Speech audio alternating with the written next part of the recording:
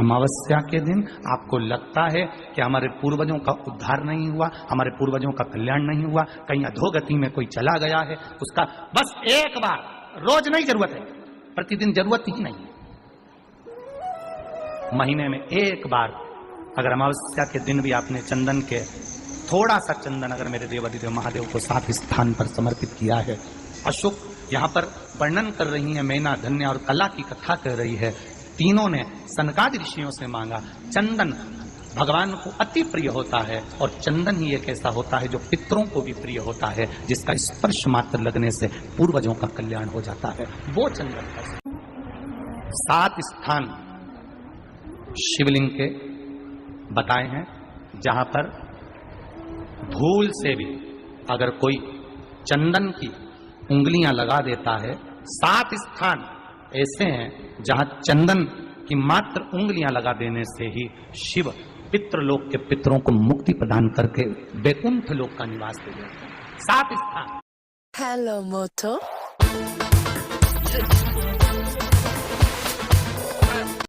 पितरों को मुक्ति प्रदान करके वैकुंठ लोक का निवास दे देते हैं। 7 स्थान।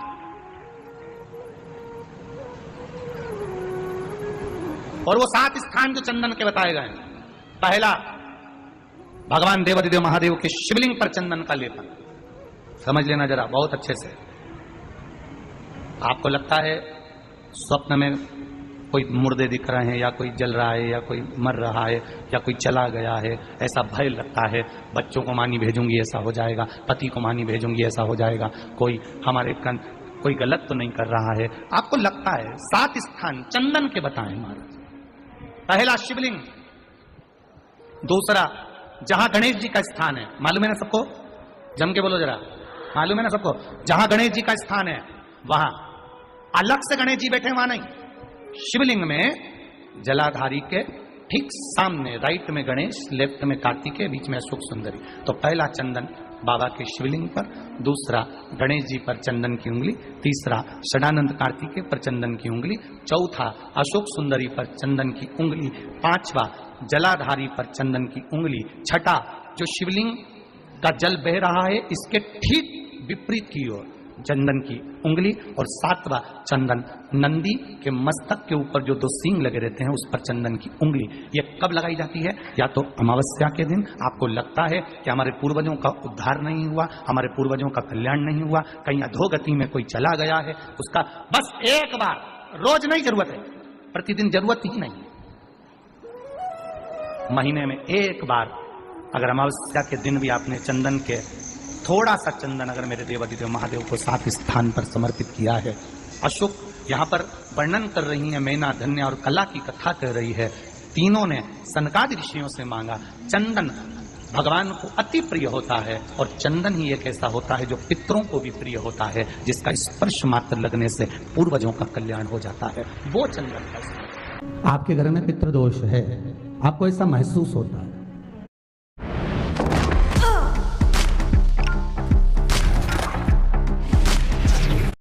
पितृदोष है, आपको ऐसा महसूस होता है,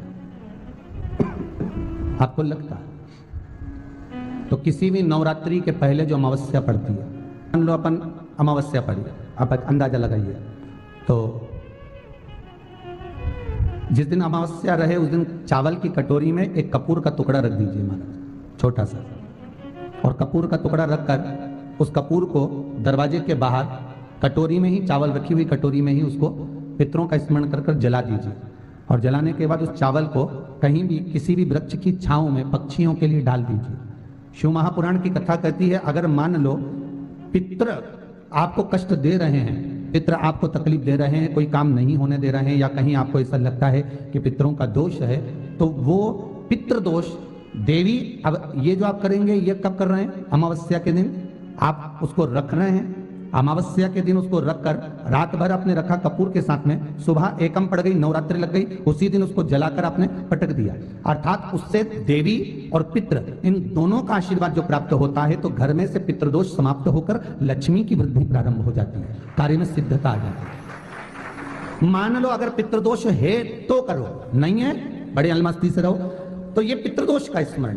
तो तो यहाँ शास्त्र कह रहा है कि पितरों का जो लोक होता है, पितर जो लोक होता है, उस पितृलोक में 64 योगिनियां प्रवेश नहीं करती। शिव महापुराण कर रही है, शंकर की कथा कर रही है। एक छोटा सा उपाय अवश्य करिए। मान लो आपको लग रहा है कि आपके घर में पितृदोष है, आपको ऐसा महसूस होता है, अमावस्या पड़ती है, चावल की कटोरी में एक कपूर का टुकड़ा रख दीजिए, मान छोटा सा, और कपूर का टुकड़ा रखकर उस कपूर को दरवाजे के बाहर कटोरी में ही, चावल रखी हुई कटोरी में ही उसको पितरों का स्मरण कर जला दीजिए। और जलाने के बाद उस चावल को कहीं भी किसी भी वृक्ष की छांव में पक्षियों के लिए डाल दीजिए। शिव महापुराण की कथा कहती है, अगर मान लो पितृ आपको कष्ट दे रहे हैं, पितृ आपको तकलीफ दे रहे हैं, कोई काम नहीं होने दे रहे हैं, या कहीं आपको ऐसा लगता है कि पितरों का दोष है, तो वो पितृदोष देवी, अब ये जो आप करेंगे ये कब कर रहे हैं? अमावस्या के दिन आप उसको रख रहे हैं। अमावस्या के दिन उसको रखकर रात भर आपने रखा कपूर के साथ में, सुबह एकम पड़क गई, उसी दिन उसको जलाकर आपने पटक दिया। अर्थात उससे देवी और पितृ इन दोनों का आशीर्वाद जो प्राप्त होता है, तो घर में से पितृदोष समाप्त होकर लक्ष्मी की वृद्धि प्रारंभ हो जाती है। अमावस्या के दिन प्रदोष काल में, प्रदोष के समय पर, प्रदोष काल में शाम के समय पर जाकर किसी भी नदी, तालाब, बावड़ी, कुआं, कहीं ना कहीं जो आपके पास में हो, वहां पर एक घी का दिया, बत्ती का मुंह दक्षिण की ओर कर अवश्य जलाकर आ जाना, सारे पितृदोष समाप्त हो जाएगा। अगर नदी, तालाब, बावड़ी, कुआं नहीं है तो पीपल का वृक्ष हो या बेलपत्री का वृक्ष हो या बट का वृक्ष हो, उसके नीचे लगा दो प्रदोष काल में। पर अमावस्या के दिन लगाएं जरूर। क्यों? क्योंकि अमावस्या 16 दिन तक पितृ मृत्यु लोक में आने के बाद में भोजन ग्रहण करते हैं। अमावस्या के दिन पितृ शाम के समय प्रदोष काल में शंकर भगवान का नाम जाप कर नदी, तालाब, बावड़ी पर पानी पीने जाते हैं। वहां से जल का आचमन कर पितृ अपने लोक को चले जाते हैं प्रदोष काल के समय पर। इसलिए प्रदोष काल में जलाशय के पास में बावड़ी, कुआं, नदी, तालाब के किनारे पर दिया लगाया जाता है दक्षिण की ओर मुख कर बत्ती का, तो पितृ आशीर्वाद देते हुए जाते हैं कि फलो फूलो, आगे बढ़ो, उन्नति करो, तरक्की करो। ये पितरों का आशीर्वाद रहता है, पितरों का वर रहता है। आप देंगे, कुछ करा ना करा, फिर अमावस्या के दिन वो दिन दिया दक्षिण की ओर बाती का मुख कर। 7 स्थान ऐसे हैं जहां चंदन की मात्र उंगलियां लगा देने से ही शिव पितृलोक के पितरों को मुक्ति प्रदान करके वैकुंठ लोक का निवास दे रहे। 7 स्थान, और वो 7 स्थान जो चंदन के बताए गए, पहला भगवान देवाधिदेव महादेव के शिवलिंग पर चंदन का लेपन। समझ लेना जरा बहुत अच्छे से। आपको लगता है स्वप्न में कोई मुर्दे दिख रहे हैं, या कोई जल रहा है, या कोई मर रहा है, या कोई चला गया है, ऐसा भय लगता है, बच्चों को मानी भेजूंगी ऐसा हो जाएगा।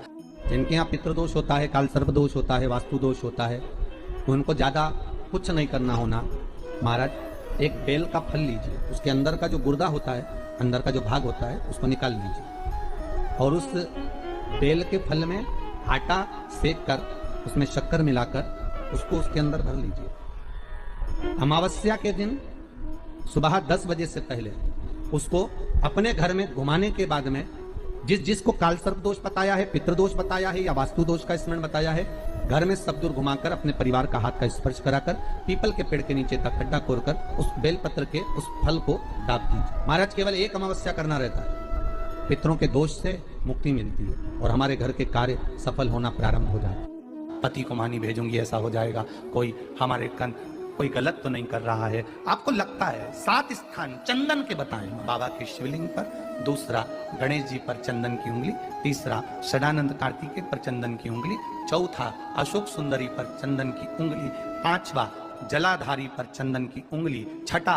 जो शिवलिंग का जल बह रहा है इसके ठीक विपरीत की ओर चंदन की उंगली, और 7वां चंदन नंदी के मस्तक के ऊपर जो 2 सींग लगे रहते हैं उस पर चंदन की उंगली। ये कब लगाई जाती है? या तो अमावस्या के दिन आपको लगता है कि हमारे पूर्वजों का उद्धार नहीं हुआ, हमारे पूर्वजों का कल्याण नहीं हुआ, कहीं अधोगति में कोई चला गया है, उसका बस एक बार, रोज नहीं जरूरत है, 4 दिन दुकान अच्छी चले, बाकी के समय बैठना पड़े, समझ लेना पितृदोष।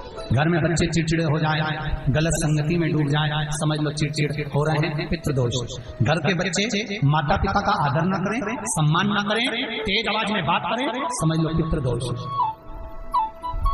पितृदोष मालूम पड़े। और इतने से भी अगर आप नहीं समझ सकते, परिवार का कोई एक व्यक्ति जब जब भोजन करने बैठे तब तक उसकी थाली में बाल आए, भले वो होटल में खाए तो भी बाल आ जाए, वो कहीं खाना खा रहा है तो बाल आ जाए, 8-15 दिन में, 4 दिन में, 3 दिन में, 2 दिन में, 6 दिन में आपकी थाली के भोजन में अगर बाल निकल रहा है, केश निकल रहा है, समझ लेना कि पितृ आपसे कुछ मांग रहे हैं, पितृ आपसे कुछ चाहते हैं। महाराज एक बेल का फल लीजिए। क्या लेना है? बेल का फल, बेलपत्री का जो फल होता है उसको ले लो, उसके अंदर का जो गुर्दा होता है, अंदर का जो भाग होता है उसको निकाल लीजिए और उस बेल के फल में आटा सेक कर उसमें शक्कर मिलाकर उसको के अंदर भर लीजिए। अमावस्या के दिन सुबह 10 बजे से पहले उस बेल फल में जिसमें तुमने पंजेरी भरी है, आटा सेक कर भरा है शक्कर के साथ में, उसको अपने घर में घुमाने के बाद में जिसको कालसर्प दोष बताया है, पितृदोष बताया है या वास्तु दोष का स्मरण बताया है, घर में सब दूर घुमाकर अपने परिवार का हाथ का स्पर्श कराकर पीपल के पेड़ के नीचे खड्डा खोदकर उस बेलपत्र के उस फल को दाब दीजिए।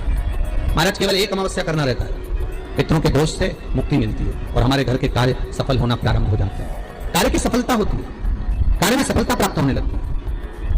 हम तो कई बार कहते हैं महाराज जी अगर ऐसा लगे किसी औषधि को आप ले रहे हैं, मालूम पड़े कि औषधि आपको लग नहीं रही है, शिव महापुराण की कथा करेंगे, मान लो औषधि आपको नहीं लग रही, आपने औषधि बहुत दिनों से ले रहे हो, कोई दवाई, मान लो आप किसी भी दवाई को ग्रहण कर रहे हैं और वो औषधि लगी नहीं रही है, वो शरीर को लगी नहीं पा रही और आप ठीक ही नहीं हो पा रहे, 15 दिन हो गए, 8 दिन हो गए, बताओ उतना की उतना ही फेटना है, उतना ही उतना अपना भरा हुआ, वही की वही लीवर, वही की वही किडनी, वही की वही स्मरण, समझ कुछ वही वही उतना की उतना ही। बीपी भी ऊंचा नीचा चल रहा है पर लेवल में नहीं आ रहा, शुगर भी लेवल में नहीं आ रही, तो प्रयास करा करो महाराज, बेलपत्री के फल का जो गुर्दा है, अंदर का जो भाग है फल का, उसको पानी में गला लीजिए और प्रदोष कम से कम प्रदोष नहीं हो और बीमारी जरा दवाई लगी नहीं रही हो तो बिना प्रदोष के भी कर सकते हो, उसको पानी में गलाइए। आधा घंटा पानी में, जैसे आपको सुबह मंदिर जाना है 10 बजे, तो सुबह स्नान कर कम से कम 6:30-7 बजे उसको पानी में गला दीजिए और उस बेले के फल का गुर्दा से गला हुआ पानी शिव जी को ले जाकर समर्पित कर दीजिए। महाराज उस पानी में से थोड़ा सा 1 चम्मच पानी शिव जी पे चढ़ा हुआ लेकर आ जाइए। उस पानी को जो बीमार व्यक्ति है उसको औषधि देने से पहले मात्र आधी चम्मच से भी आधा चम्मच उसको दे दीजिए। भगवान शंकर का श्री शिवाय नमः तुभ्यम का जाप कर उस पानी को देने के बाद अगर आप औषधि देंगे तो ये पक्का है कि औषधि अपना कार्य करना प्रारंभ कर देगी और वो स्वस्थ होना प्रारंभ होगा, वो स्वस्थ होगा। औषधि